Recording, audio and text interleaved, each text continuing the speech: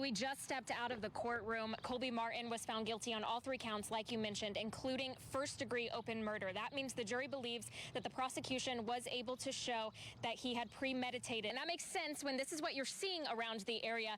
Tons of downed trees and limbs and heavy rains that just passed through here, but creating flood-like conditions. Hey, guess what? Let's go. It's time. We start with breaking news to a story we've been following all week. Police in Lansing now hosting a news conference regarding a missing 2-year-old. Let's listen. Some perspective. Last year, the DEA seized 350 million deadly doses of fentanyl nationally. The Detroit division seized 19 million. That's according to their public information officer, Brian McNeil. Michigan's population is roughly 10 million. To make matters worse, McNeil says 60% of fake pills today have a deadly dosage of fentanyl. Say a minute 48. Stop! That's exactly what I wrote. That's exactly what I wrote. Yes.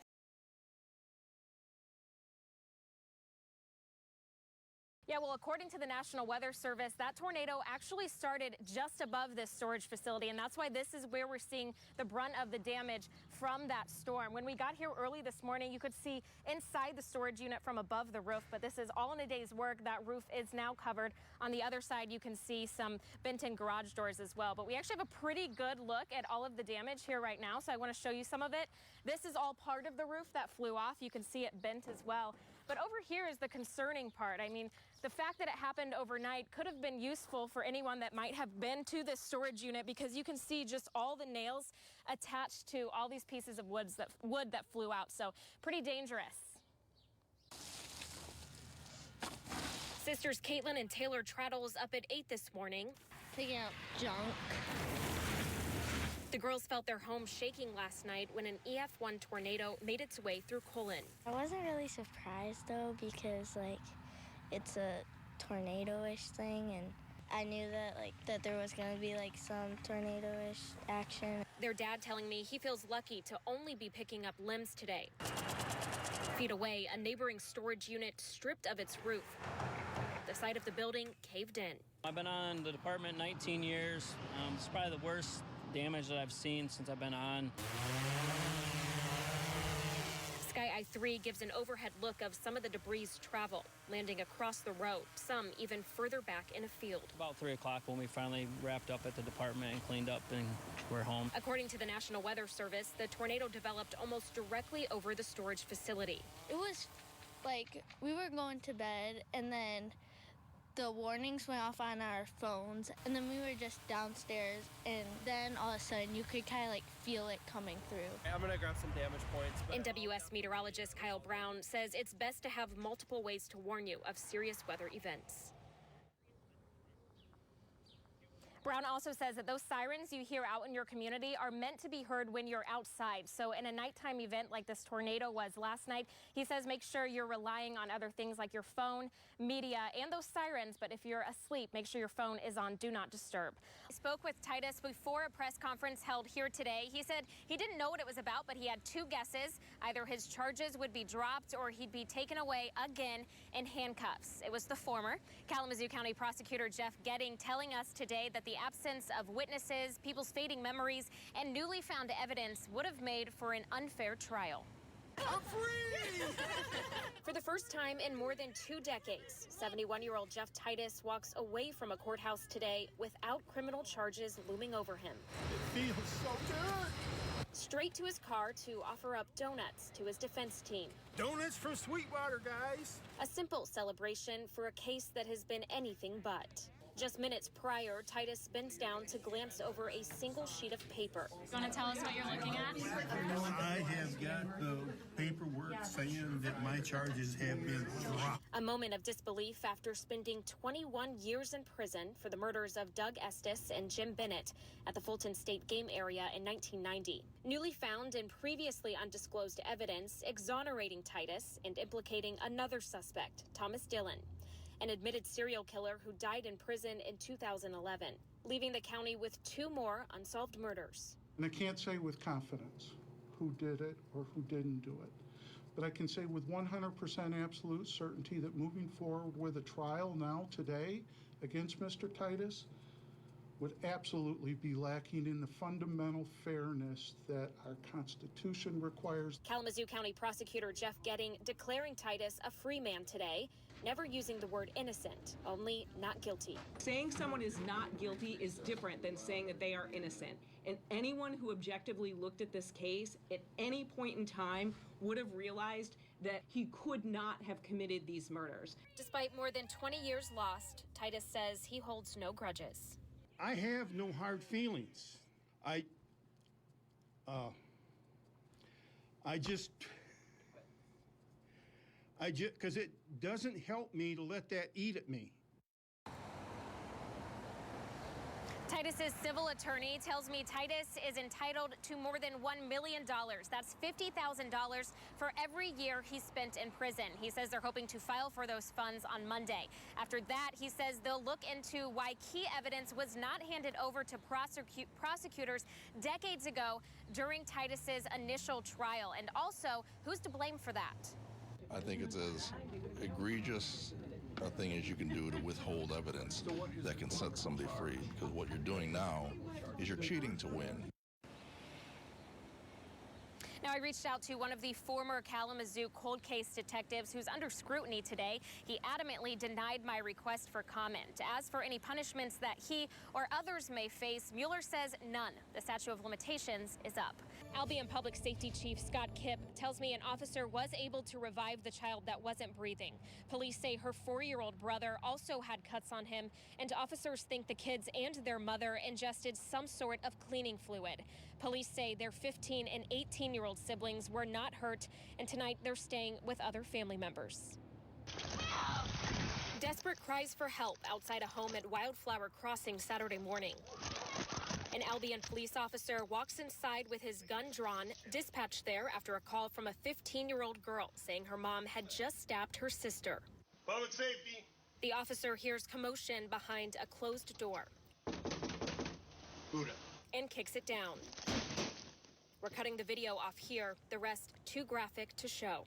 Inside, police say a 35-year-old woman is holding her 2-year-old daughter underwater in a bathtub. The child wasn't breathing at the time. They pulled the child out of the bathtub, did CPR on the child. The officer's voice cracking in the video, calling for medical backup. I got a child with a stab wound in the chest. Another wound to her throat. They weren't very deep, they didn't appear, but they didn't appear to be life-threatening in any way. And so they provided care to those wounds. You're all right, baby. You're all right, baby. Heartbreaking words of encouragement from the officer and a Calhoun County Sheriff's deputy while they work to get the child breathing again. Squeeze my hand, hon. We're here with you. Albion Public Safety Chief Scott Kipp says police have responded to the home multiple times since January for mental health and domestic violence issues. Kipp says Child Protective Services have previously been involved with these kids, and at one point they were trying to locate the mother. The mother has not been charged, but Kipp says she's staying in the Calhoun County Jail. Tonight, her 2-year-old and 4-year-old children are at a hospital in Ann Arbor.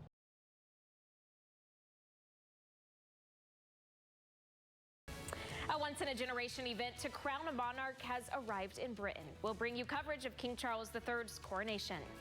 Plus, several students in West Michigan are grieving the loss of a fellow classmate. How they're using their pain to stand up and make a difference.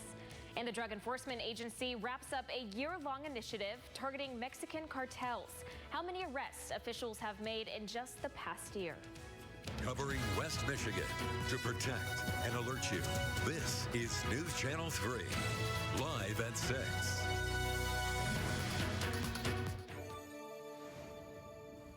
Good morning, and thank you for joining us. Taking you back out live to Westminster Abbey in London, where the official coronation ceremony for King Charles just kicked off. Crowds in London and viewers around the world will witness the first British coronation since 1953, when Queen Elizabeth II ascended to the throne.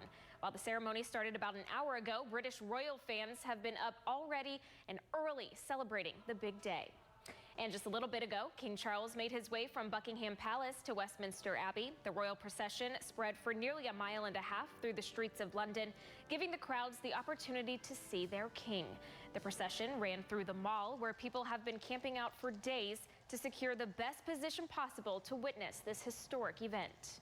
And some of those campers were lucky enough to see King Charles yesterday when he stopped to say hi to some fans before the big day. It's almost like he has like a golden aurora around him. Honestly, that's what it looks like. William, who is heir to the throne, and Princess Kate also greeted well-wishers yesterday. Earlier this week, Buckingham Palace announced more than 2,200 people will attend. Guests will, of course, include members of the royal family, but representatives from 203 countries will also be on hand. That includes First Lady Jill Biden. And Prince Harry will also be attending the ceremony today, but without his wife, Meghan, the Duchess of Sussex. One of the reasons is because today is also the day their son, Prince Archie, turns 4 years old. Meghan will be staying in California with Prince Archie and his little sister, Princess Lilibet. The prince has reportedly not seen members of the royal family since Queen Elizabeth II's funeral back in September. Harry is expected to spend less than 48 hours in the UK and has been promoting his book titled Spare. Let's head over now to Chief Meteorologist Keith Thompson for a look at our Coronation Day forecast. Good morning. Well, this just in our newsroom. 2 teenagers are in the hospital following an early morning shooting in Kalamazoo. Kalamazoo Department of Public Safety says they responded to the reports of shots fired around 2 this morning on West Patterson Street near Douglas Avenue. Deputies say they did not find any victims at the scene, but 2 people with gunshot wounds arrived at the hospital an hour later. A 16-year-old Kalamazoo resident and a 16-year-old Lansing resident were treated for non-life-threatening injuries. There are currently no suspects. As Battle Creek Central students are grieving the loss of their fellow classmate who was shot and killed back in February, they turned their pain into passion Friday, rallying against gun violence in a school-wide march. It's the 4th year in a row Battle Creek Central's graduating class has had to celebrate their accomplishments while grieving the loss of a classmate. Hundreds of students marched to remember 2 students who died this year. Former Battle Creek Central High School Jaquan West, who was found dead inside an apartment with his mother, and 17-year-old Jack Snyder. Police say Snyder was brutally shot and killed by 2 teenagers he was offering a ride home to. Jack's mom telling us the community is fed up with the violence. Jack's parents want people to not be afraid to be nice within their community and say no one should be killed as a result of doing just that. They hope this march makes a real difference. 2 workers are being treated for chemical burns after one fell into a large container of sodium hydroxide in Grand Rapids. It happened yesterday afternoon at Advanced Plating and Finishing. One worker was hurt after falling in, and another worker was hurt as he pulled out the coworker. Both employees were being showered off by other coworkers when first responders arrived. They were both sent to the hospital. And the Drug Enforcement Agency is announcing the end of a year-long national operation to get fentanyl off the streets. More than 3,000 arrests have been made and nearly 44 million fentanyl pills have been seized. In mid-April, Kalamazoo police reported more than 7 deaths from a deadly batch of fentanyl and dozens of overdoses. Today, Michigan State Police say the impact of these arrests will be seen for years to come. The DEA administrator says the majority of these cases have some sort of link to social media. She says the cartels and their traffickers use apps like Facebook, Instagram, Snapchat, and TikTok to sell their deadly products. For the first time, the State Department is standing up a global health bureau to respond to health challenges around the world. Secretary of State Antony Blinken toured the CDC Emergency Operations Center Friday in Atlanta. He spoke with outgoing CDC Director Rochelle Walensky about ways to build up global health security in a sustainable way. Blinken says the COVID pandemic and opioid epidemic teach us that disease outbreaks can result in societal breakdowns.